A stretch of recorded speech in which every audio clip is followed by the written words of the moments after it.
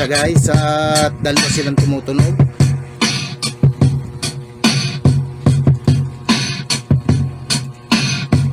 Raise treble sound with mid-range.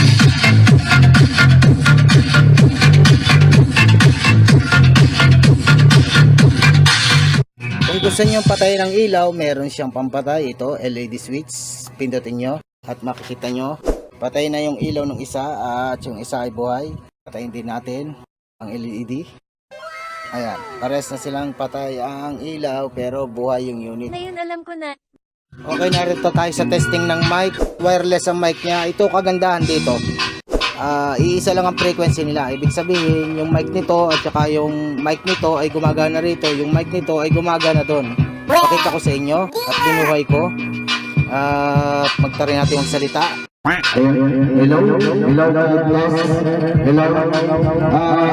Nakapatay yung volume ng isang speaker. Ayan.